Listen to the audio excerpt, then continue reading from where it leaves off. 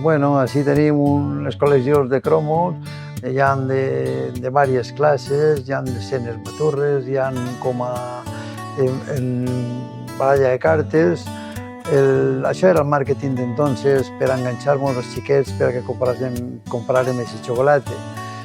Nosaltres la primera que fèiem quan anaven a la tenda és obrir la pastilla de xocolata per veure el cromo que tenia i anar replegant-los. Quan tenien l'àlbum, me l'anaven a la tenda, en l'àlbum ple, si anava el xiquet, li ocellaven tot i li donaven al xiquet un valor. Si anava la xiqueta, li donaven una muñeca i si anava la mare li donaven plats, tasses, gots, coses per a la casa, útils per a la casa. Recorde que en el col·le és on arribaven i intercanviaven entre els amics el cromo que tenien repetit per a poder col·leccionar bé l'àlbum.